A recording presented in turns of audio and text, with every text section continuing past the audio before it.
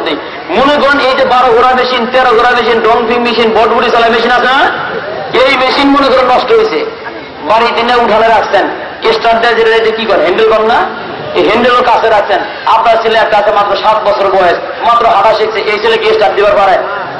হ্যাঁ, কিন্তু দেখবেন জায়গা মতো দিয়ে ঠোঁট দিয়ে স্টার্ট দেয় আর হ্যান্ডেলের নেই ঘুরায়, যেরকম ঠিক কিনা? কি বোঝা গেল? হ্যান্ডেল আর মেশিন এক জায়গায় থাকলে পরে বয়স না হলেও স্টার্ট ধরার সম্ভাবনা থাকে। ও মিয়া সাহেব, ছেলেও যাবে কলেজে, মেয়েও যাবে কলেজে, হ্যান্ডেল আর মেশিন এক জায়গায়, তুমি মনে স্টার্ট ধরো না, এ বাটপারে আমরা মানি না। স্টার্ট না ধরলেও ধরার সম্ভাবনা থাকে, বুঝেন?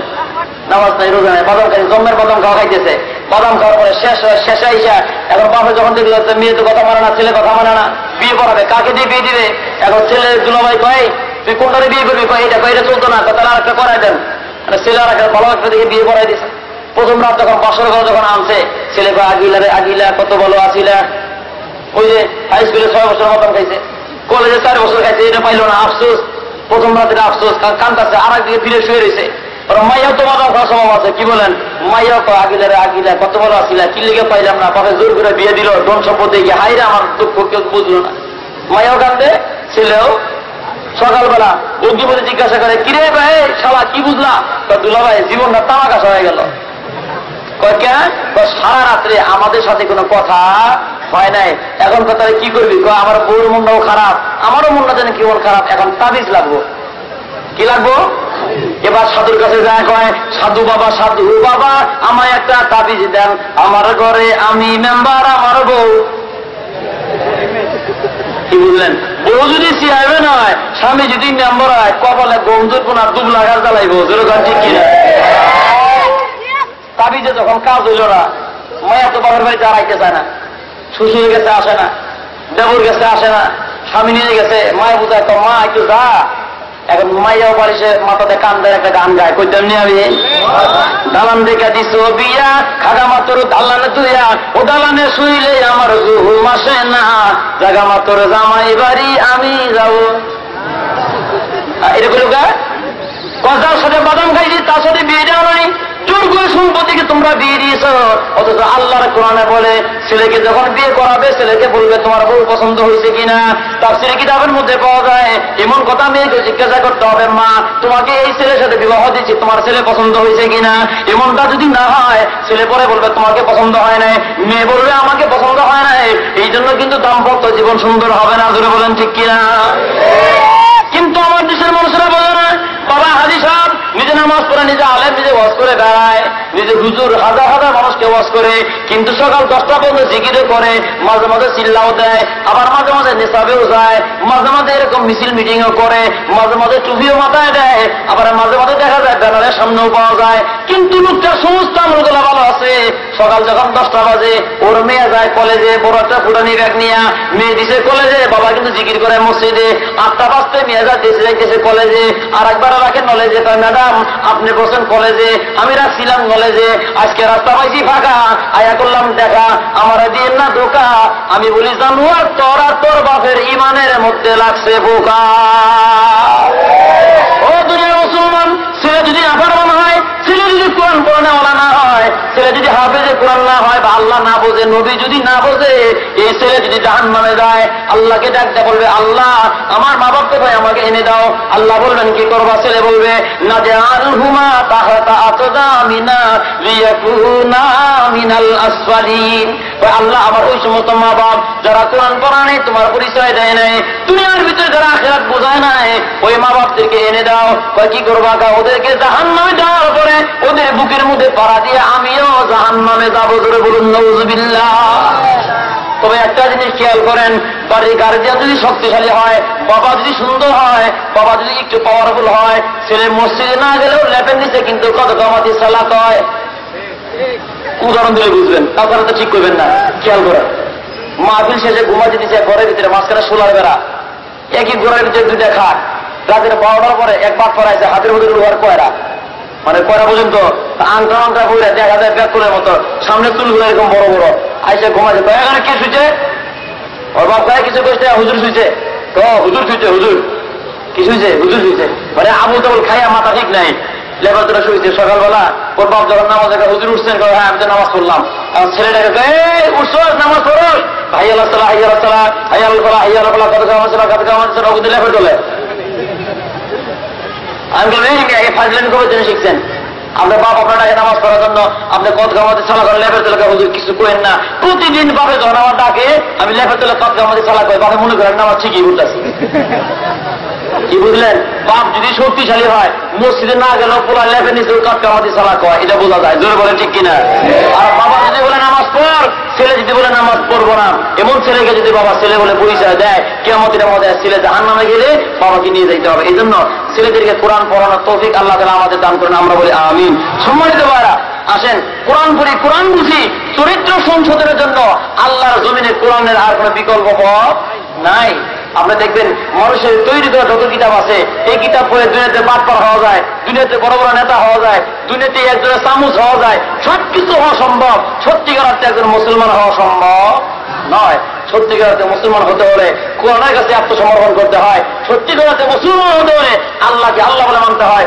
নবী বলে মানতে হয় তবে একটা জিনিস এ পর্যন্ত আমাদের বুঝে আসলো যে সমস্ত মুসলমান সে যে দলেই হোক নবী নিয়ে কোরআন নিয়ে কথা বললে তার জায়গায় কোনো দলেই নেই কি বলেন যে কথা না বললে আল্লাহ বেজার হবে বাংলাদেশের এক মুসলমানের ঘরে কুলাঙ্গার জন্ম হয়েছে এই বাদ করার নাম হলো কাদের সিদ্দিকির ভাই লতিফ সিদ্দিকি এই বাদ করা বলে নবী সন্ত্রাস ছিল তাবলিগ জামাত করে কোনো লাভ নাই এরকম আবুল তাবুল অনেক কথা বলে আওয়ামী লীগ সরকারও কাজ করে তোর জায়গা আমার দলে নাই বিরোধী দলকে আমার মধ্যেও নাই এই বাদ করে আমার একটা দেশে আসি ও আমার সরকার নিরাপত্তা দাও সরকার তোমার নিরাপত্তা দেওয়ার দায়িত্ব আমার নাই মুসলমানের বুঝুক জোরে গান সুবহানাল্লাহ তাহলে কি বোঝা গেল নবী নিয়ে রাসূল যদি ব্যঙ্গ করো আমি সরকার তোমাকে গ্যারান্টি দিব না মানুষ যদি জুতা পিটা করে তোমাকে দুনিয়া থেকে বিদায় করে দেয় আমার কোনো আপত্তি নাই তাহলে কি বুঝলেন নবীর গালি দিলে সরকারও তারা ভালোবাসা না এদেশের মানুষও তারে ওর জায়গা এ দলেও নাই সে দলেও নাই কিন্তু কিছু কিছু মানুষ আছে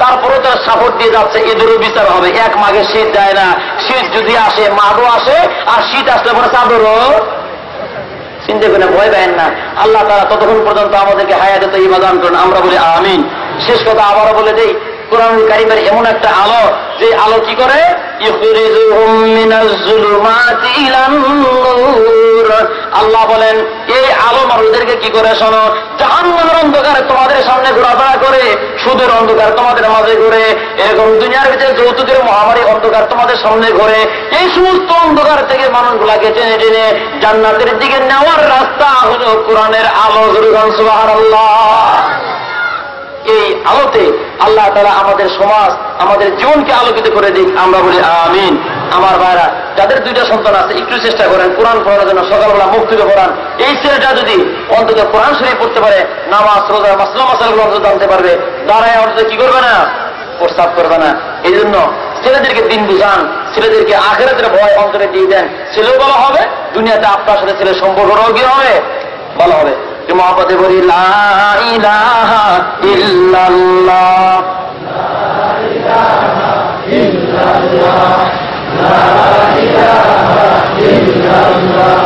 লা ইলাহা ইল্লাল্লাহ লা ইলাহা না अमेरिका न लंदन से हुरफुर हमें इश्क मदीना कर खुदाया ला इलाहा লা ইলাহা ইল্লাল্লাহু মুহাম্মাদুর রাসূলুল্লাহ সাল্লাল্লাহু আলাইহি ওয়াসাল্লাম শেষ কথা বলি যে কথা বলতেছিলাম যেটা বলার জন্য এতগুলো উদাহরণ দিলাম যে কিছু কিছু মানুষ আছে ওই যে বললাম এরা সমান অধিকার কি অধিকার সমান অধিকার করলে অবস্থা বেশি ভালো হইব না একটা উদাহরণ দিয়ে আলোচনা শেষ করি খেয়াল করেন এক লোকে বিদেশ থেকে আসছে আসার পরে রিকশায় চড়ছে বিমান থেকে নামে রিকশায় চড়ছে বাড়ি যাইতেছে মাঝখানে নদী রিক্সাওয়ালা কাজ স্যার রিক্সা থেকে এবার নামেন এইবার নামা যাবে গা সিস্টেম হলো রিক্সাতে নদী পার হওয়া যায় না আপনি নামেন এখান থেকে গিয়ে নদী পার হয়ে নৌকাতে পার হবেন ও পারে যাবেন আবার রিক্সায় চলবেন এই রিক্সাওয়ালা কয় এই জন্যই তো তোর কপালে রিক্সা লেখাপড়া করতে যায় চান্দির চুলে একটাও নেই পকেট থেকে কলম বাই করছে কি বের করে আর খাতা একটা নেবে তুই আমারে বুঝা এই নদীর মধ্যে পানি কতটুকু আছে স্যার প্রথম যখন নামবেন নামতে দেখবেন 2 আঙ্গুল কয় আঙ্গুল? ও খাতার মধ্যে লেখে প্রথম 2 আঙ্গুল, একটু পরে যাবেন আস্তে আস্তে বাড়তে বাড়তে 2 হাত 3 হাত, ও লেখে 3 হাত। তো মাঝখানে একটু সাঁতার হবে, 2 4 5 হাত দেওয়ার পরে ওই পাশে আবার 3 হাত 4 হাত 5 হাত, ওই পাশে আবার শেষে গিয়ে 2 হাত পরে আবার শুকনা। এই সামদুসোলা মানুষের চিন্তা করলো, বুদ্ধিজীবী চিন্তা করে আগেও কম পরেও, শুধু মাঝখানে একটু বেশি, তো 2টা মিলে গড় করতেছে। গড় পর্যন্ত হ্যাঁ 2টা মিলে গড় করে সমান সমান বার করলো যে পানি দাঁড়াইছে নদীর মধ্যে আবার কয়াক মাথার টেনে গামছা খুলে কোমরে বাঁধতে বাপার চালা রিক্সা মনে করছো আমি এত ব্যাক করল না। দেড় হাত পানির ভিতরে রিক্সা চলে, পানি হচ্ছে আধা হাত, চালা রিক্সা তুই রিক্সাওয়ালা তাই এমন বাদ পারে সুবান না খাওয়ালেও বুঝতো না। ও মাথার টেনে গামছা খুলে কোমরে শক্ত করে বাঁধে আর সার নদীর ভিতরে যাই কিছু হোক আপনি ভান রিক্সা ছাড়েন অসম্ভব, তুমি চালাও আমি আসি তোমার পিছনে, ধরো শক্ত করে দৌড়ছে। এবার রিক্সা চালাই দিচ্ছে নদীর মাঝখানে দেয়া পড়ছে তো জিন্সের প্যান্ট, বুঝতেছেন তো, আর সাঁতার পারা পারে না। কি করছে? গড় করছে। গড় কি করে? গড় করছে। গড় করতে করতে যখন পানি মাঝখানে গেছে, যাওয়ার পরে রিক্সা তো কোমরের কাছা দিছে আগে, সাঁতার দিয়ে ওভার গেছে। সার কোথায়? তুই আমারে ধর, তুই আমারে ধর। রিক্সা লাগা হনুমানের ঘরে হনুমান, বাটপারের ঘরে বাটপার, সিটারের ঘরে সিটার, নমরুদের ঘরে নমরুদ, ফেরাউনের ঘরে ফেরাউন। তুই বলছো নারী পুরুষ সমান, সমান সমান গড় করছো, তুই করছো গড়, এবার তুই সুবান খাইয়া খাইয়া সব জায়গায় গড় করো, সব জায়গায় গড় চলে না। গড় করলে কবরে সুবান জমে, এই জন্য নারী পুরুষ সমান হতে পারে না। আল্লাহ বলেন আর রিজালু হাজ্জুল উনসাইন, যে একজন মেয়ে আর নিসাউ, বুঝতেছেন কথা? ছেলে যা পাবে মেয়ে কয়গুণ পাবে? মেয়ে যে যতগুণ পাবে তার থেকে দ্বিগুণ পাবে কে? ছেলে। মাথা গরম হয়ে গেছে, এই জন্য তো কোরআন মানি না, সমান সমান করো। এখন আপনি ভালো করে এই আইন, আল্লাহর আইনটা বুঝে যান। ছেলে পাইলো দ্বিগুণ, মেয়ে পাইলো কয় গুণ? 1 গুণ সম্পদ বাবার কাছ থেকে পাওয়ার পরে মেয়ে বিয়ে দিদির স্বামীর বাড়িতে, সেখানে গিয়ে সম্পদ উপার্জন করার দায়িত্ব মেয়ের না, ছেলে বলার দায়িত্ব মায়ের না, শ্বশুর বলার দায়িত্ব মেয়ের না। তার খরচের কোনো খাত তার পাইলো কয় গুণ? খরচের খাত কয়টা? একটাও নাই। কয় গুণ পাইছে? 1 গুণ পাইছে। খরচের খাত একটাও নাই। ছেলেটাও বলেন, ছেলে পাইছে দ্বিগুণ। বাবার খেদমত করো, মায়ের খেদমত করো, বোন বগ্নি বোধ আসলে তাদের খেদমত করো, পাইছে দ্বিগুণ। খরচের খাত কয়টা? 3টা। এখন যদি সমান সমান করে, ছেলে বলবে সব সমান করলে খেদমতের সমান। আমি যদি বাবার খেদমত করি 6 মাস, আমার বোনের সমান সমান সম্পদ পাওয়ার কারণে বাবার খেদমত বোনও করবে 6 মাস, নাকি বলেন? ও পায়নের ভাগ নিবে, কুইসের ভাগ নিবা না? সবটাই কি হবে? সমান সমান যদি হয়, আমি আমার বাবার খেদমত করবো 1 মাস, আমার বোন সম্পদ সমান নেওয়ার কারণে সেও কয় মাস করবে? এরকম আইন যেই বেড়া করবে, মেয়েরা ঝাড়ু মিছিল দিবার বলবে এই আইনটা কোন বাদ পারে করলো, ওরা আগে ঝাড়ু দিয়ে ফিরিয়ে নেই। তার কারণ আমার স্বামীর খেদমত করতে হয়, শ্বশুরের খেদমত করতে হয়, শাশুড়ির খেদমত করতে হয়, এত কিছুর পরও কি আবার বাবার খেদমত করা সম্ভব? এই জন্য তারা এই আইনটা মানবে না। এই জন্য আল্লাহর আইনই কেবল মানুষদেরকে শান্তি দিতে পারে, আল্লাহর আইনই কেবল মানুষদেরকে জান্নাতি মানুষ বানাইতে পারে। আল্লাহ তাআলা আমাদের সবাইকে এমন কথা বোঝার তৌফিক দান করেন, আমরা বলি আমিন।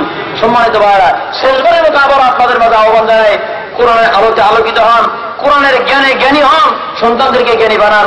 আল্লাহ তাআলা আমাদের সবাইকে বোঝার তৌফিক দান করেন। এগুলো আমি আমার সংক্ষিপ্ত বক্তব্য এখানে শেষ করতে যাচ্ছি। আবারও দেখা হবে। আপনারা ভালো থাকেন, সুস্থ থাকেন, আপনাদের সুস্থ জীবন কামনা করে আজ এখানে বিদায় নিচ্ছি। ওয়া আখিরি দাওয়ানা আলহামদুলিল্লাহি রাব্বিল আলামিন। আসসালামু আলাইকুম ওয়া রাহমাতুল্লাহি ওয়া বারাকাতুহু।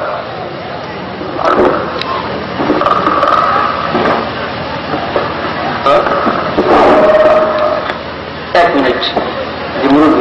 একটা প্রশ্ন আসছে, এখানে বলতেছেন ইমানদারকে মুসলমান হওয়ার জন্য আল্লাহ নির্দেশ দিয়েছেন, তবে ইমানদার কি মুসলমান নয়? তবে ইমানদার মুসলমান কিভাবে হবে একটু বুঝিয়ে বলবেন। খেয়াল করেন, হাদিসের মধ্যে আসছে, রাসূল বলেন সাহাবাদেরকে বলেন জাদ্দিদু ঈমানাকুম, তোমাদের ঈমানকে নতুন করো। জাদ্দিদু ঈমানাকুম, তোমাদের ঈমানকে কি করো? সাহাবাগণ বলেন কাইফা নুজাদ্দিদু ঈমানানা ইয়া রাসূলুল্লাহ, হে আল্লাহ রাসূল আমরা কিভাবে ঈমানকে তাজা করব? আল্লাহ রাসূল বলেন আকসারুল কওলি লা ইলাহা ইল্লাল্লাহ, তোমার যতগুলো কথা হবে এর মধ্যে ইল্লাল্লাহ লা ইলাহা ইল্লাল্লাহ জিকির বেশি করো, ঈমান তাজা হবে। জোরে বলেন সুবহানাল্লাহ। ঈমান তো এমনিই তাজা আছে, আবার কয় জাদ্দিদু ঈমানাকুম, ঈমানকে তাজা বানাও, নতুন বানাও। নতুন করে বানাও মানে এটাকে আরো শক্তিশালী করো। কথা বুঝতেছেন? অন্য আয়াতের ভিতরে আল্লাহ রাব্বুল আলামিন বলেন ইয়া আইয়ুহাল্লাযিনা আমানু আমিনু, হে ঈমানদাররা ঈমান আনো। এর দ্বারা আল্লাহ বুঝাই দিচ্ছেন তোমরা তো আসো ওই ঈমানের উপর অটল থাকো, মুমিন বটে। আল্লাহ সান্ত্বনা দিয়ে বলতেছেন যে পদস্খলন হয় না, যে ঈমান আনছো এর উপর কি থাকো, ইস্তেকামত থাকো। এই জন্য ঈমানদারকে বলা হয়েছে তোমরা ঈমানদাররা বলো তোমরা কি করো, ঈমান আনো আর শক্ত থাকো। খেয়াল করেন আরেকটা বলছে হুজুরি কাল কি, হুজুরি কাল ছাড়া কোন নামাজ হয় না। বিষয়টা একটু বুঝে বলুন। হুজুরি কাল মানে বোঝেন, হুজুর মানে মানে হাজির নাজির আর কি, কলবরে হাজির নাজির জানা, মানে এ জাতের প্রশ্ন মানে পিসাবরে বেশি করে থাকে আর কি। হুজুর কল মানে কি, এটা হচ্ছে হাদিসের মধ্যে এমন আছে যে তুমি ইবাদত করো এমন ভাবে যেন আল্লাহকে তুমি দেখছো আর আল্লাহ তোমাকে দেখছে। আর যদি এমনটাও না করো, ইবাদত করো এমন ভাবে যে আল্লাহকে তুমি না দেখতে পারলো আল্লাহ তোমাকে দেখতেছেন। এটা হলো হুজুরে কল, মানে অন্তরের ভিতরে আল্লাহর ধ্যান খেয়াল সব সময়ের ভিতরে আনা। তবে হ্যাঁ, এই ধ্যান খেয়াল আনতে গিয়া মন কিন্তু সারের দোকানে যেতে পারে, যে সিরিয়াল মনে হয় কত বড় লম্বা হয়ে গেল, হয় কি হয় না, যে দাম আমার কাছে কি হাল চাষ আসলো কি আসলো না, ওরা কিন্তু নামাজে দাঁড়াইছে, মন গেছে খাতের ভিতরে যাইতে পারে। রাসূল বলেন যতবার নামাজের ভিতরে মন ফিরে আনবে ততবার শহীদের সওয়াব তার আমল নামার ভিতরে দেওয়া হয়। ও মুসলমান, ইমান এটা এর নামে ইমান। বারবার মন যাবে কিন্তু কোথায়, নামাজের মধ্যেই ফিরে আনতে হবে। আল্লাহ তাআলা আমাদেরকে বোঝার তৌফিক দান করেন। ওয়া আখিরি দাওয়ানা।